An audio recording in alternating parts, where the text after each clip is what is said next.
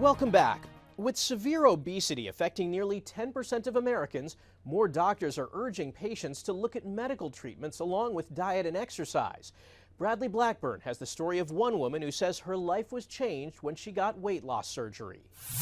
64-year-old Maritza Cruz struggled with weight her whole life until recently. Some people don't recognize me. She tried diet and exercise for years without success. In 2022, her weight was at an all-time high, and she says her life was in danger. If you continue this way, you're not going to make it. The CDC says more than 40% of Americans are obese, which increases the risk of heart attack, stroke, diabetes, and some cancers. But a recent survey by Orlando Health shows more than 61% of people think exercise and diet alone is enough to fix it. There shouldn't be a stigma. I think the stigma is created by social media. Stigma may prevent people from seeking treatment for obesity, according to bariatric surgeon Andre Teixeira. He says for many patients, surgery and diabetes drugs for weight loss like Ozempic are key solutions.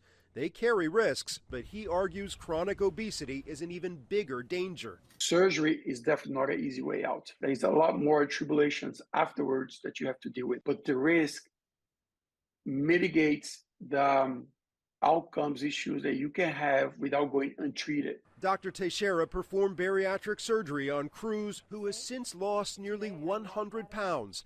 She's changed her diet, gone through counseling, and now she can exercise, even dance. For me, this was the best move I've made in many years. And you tell other people out there it's okay to ask for help. Absolutely. She says her health is what matters, not how she lost the weight. Bradley Blackburn, CBS News, New York. February is American Heart Month, a time to focus on cardiovascular health. Cardiovascular disease is the #1 killer of women. Tracy Townsend introduces us to a woman who developed a rare but serious form of heart failure after her baby was born. 39-year-old Marion Dancy is a mother of 4. In 2019, 6 months after she had her last child, she started experiencing swelling and extreme fatigue. I just kept going. And one day I was at work and I got off the elevator and I lost my vision. She saw a doctor who dismissed her symptoms because she had no family history of heart disease. Things got worse and she could barely walk. I had to advocate for my health. She found another doctor who finally diagnosed her with peripartum cardiomyopathy, a type of heart failure that happens at the end of pregnancy or after delivery. She spent weeks in the hospital. I felt like I was going to die.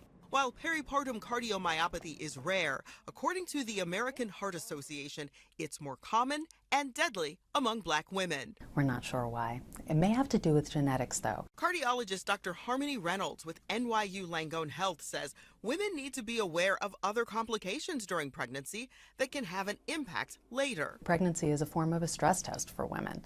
If we get high blood pressure in pregnancy or diabetes or have a problem called preeclampsia, that raises your cardiovascular risk in the moment, but it also turns out that it raises your risk down the line for heart disease and stroke.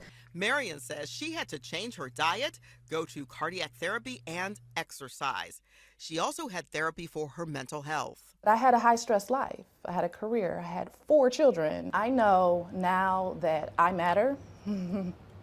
My health matters to myself, to my family. I can't do anything for them if I'm not at my best. And she says she will pass on these healthy habits. Tracy Townsend, CBS News, Columbus, Ohio. That's this week's Eye on Health. I'm Michael George. Thanks for joining us and be well.